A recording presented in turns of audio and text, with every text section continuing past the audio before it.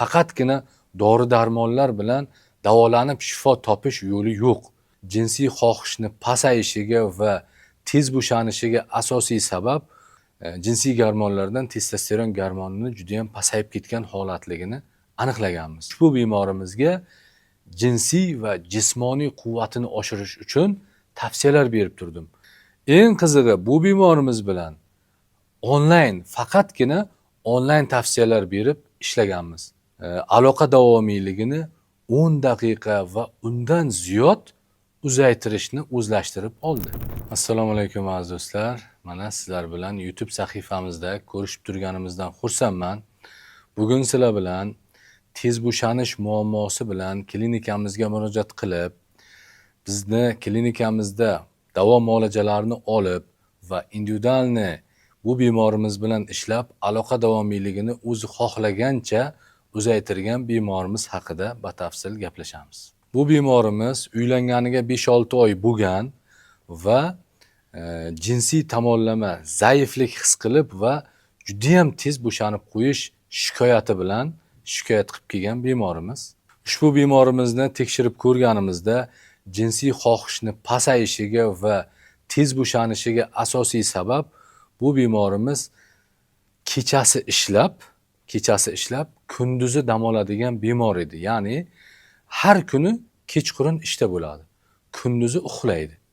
Bu bemorimizni tekshirib ko'rganimizda siydik yo'llarida shamollash borligini aniqlaganmiz va shu bilan birga jinsiy gormonlardan testosteron gormonining juda ham pasayib ketgan holatligini aniqlaganmiz.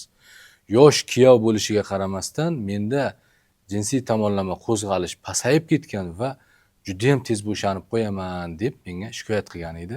Bemor klinikaga kelgandan keyin o'sha barcha kerakli tekshiruvlarni o'tkazdik va bemorda o'sha asabidagi muammolar, jinsiy a'zolardagi shamollash kasalliklari va boshqa bir qancha muammolarini klinikamizda bir hafta 10 kun davomida davolanib, birinchi shu asoratlar, muammolar bartaraf qilib olindi. Undan keyin bemorga individualniy tartibda uyiga tavsiyalar berildi. Tavsiyalarning eng asosiysi kechasi ishlashni yig'ishtirib, kunduzi ishlab, kechasi dam olish tavsiya berildi. Bemor aytdiki, Ilyos aka, men hozir birdaniga kunduziga o'tolmayman, chunki hali o'rnimga odam yo'q. Lekin boshiga bitta odam olaman o'rnimga va bir kun ishlab, bir kun dam olaman, bir kun ishlab, bir kun.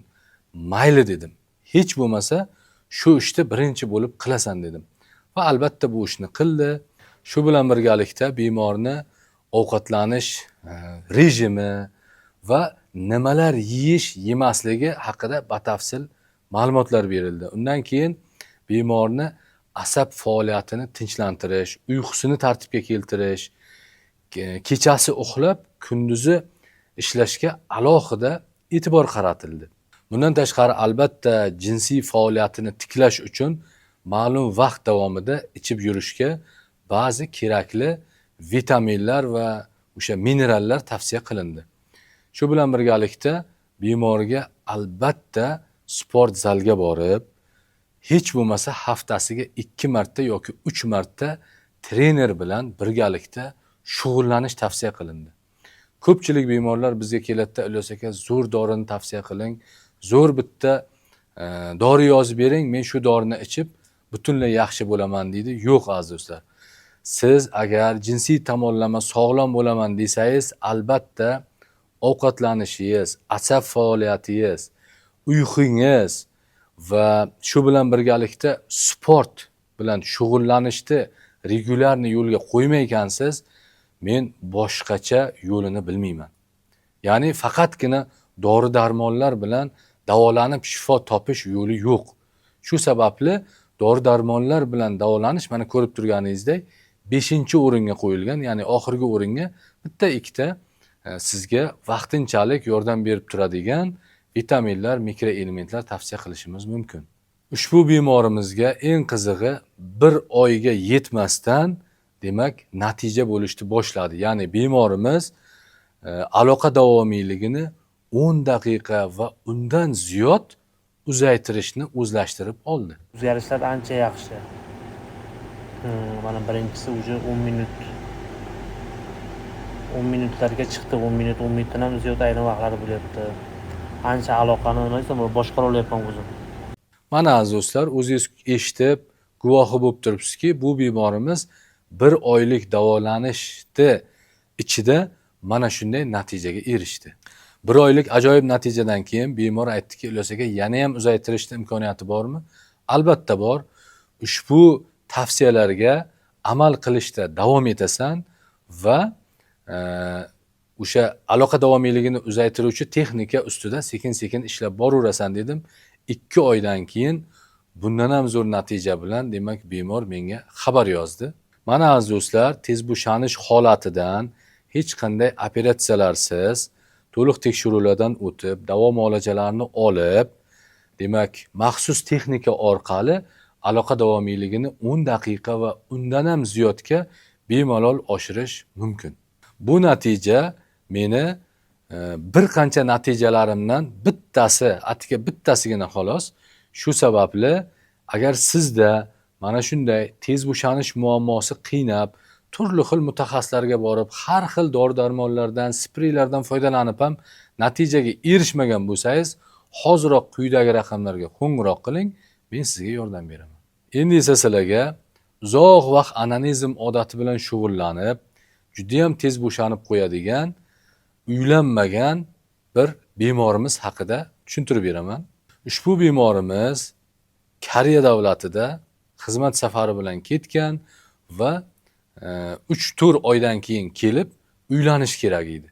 Bu bemorimiz uzoq vaqt 10 yilga yaqin onanizm odati bilan shug'ullanib, juda ham jinsiy tomonlama zaiflik va tez bo'shanish holati bilan menga murojaat qildi va men bu bemor bilan gaplashganimdan keyin demak bu bemor bilan onlayn ishlashga qaror qilganmiz va ushbu bemorga 1 oy, 2 oy davomida, ya'ni uyiga qaytib kelguncha bo'lgan muddatda unga onlayn tarzda tavsiyalarni berib turganman. Bemor barcha berilgan tavsiyalarga to'liq amal qilgan. Ya'ni u men bilan gaplashgancha onanizm, ya'ni 5-1 odati bilan shug'ullanishni to'xtata olmayotgan edi va meni tavsiyamdan keyin sirazi demak onanizm odatidan shug'ullanishni to'xtatdi. Mana ko'rib turganingizdek, bunaqa bemorlarimiz uchun bizda maxsus pornografiya va onanizmdan qutulish bo'yicha maxsus demak yopiq guruhimiz bor. Ushbu guruh orqali men demak ushbu bemorimizga dostуп berdim va bemor bir kunda bir necha marotaba qayta ko'rib, o'zini xulosasini aytganini o'zlaring ko'rdilaring. Endi onanizm odatidan demak qutulib olgandan keyin sekin-sekin ushbu bemorimizga jinsiy va jismoniy quvvatini oshirish uchun tavsiyalar berib turdim va ushbu tavsiyalarga bemor demak to'lig'icha amal qilishda davom etdi. Mana shu joyda eng muhim narsa bemorni ikkilanmasdan vrachni tavsiyasiga to'liq amal qilish hisoblanadi.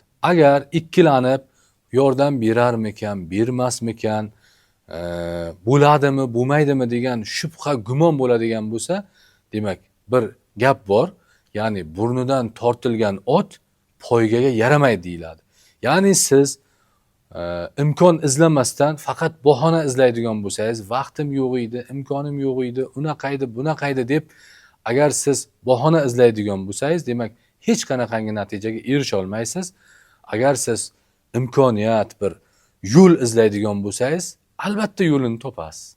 Ushbu bemorimiz ham demak imkoniyat izladi, yo'l izladi va ushbu yo'lni topib, tavsiyalarni olib, tavsiyalarga to uylanguncha mas'uliyat bilan demak amal qildi. Va natijada bemor O'zbekistonga keldi, uylandi va to'ydan keyin mana shunday ajoyib natijaga erishib turibdi va ushbu natijani o'zlaring bemalol audio xabar orqali eshitishlaring mumkin. Aka, natijasi zo'r bo'lgan. Siz o'rgatgan taktikalar asosida qilganman. Aloqa davomiyligi aka 10 minut 5 minut 10 minuti o'zi normal ekan. 15 minutgacha ham bo'ldi. Unda qiynalib ketdim to'g'risi. Yoz payti edi, terlar chiqib ketdi bence. Kimi ham o'lgan paytlari bo'ldi. Endi masalan 2-3-da endi.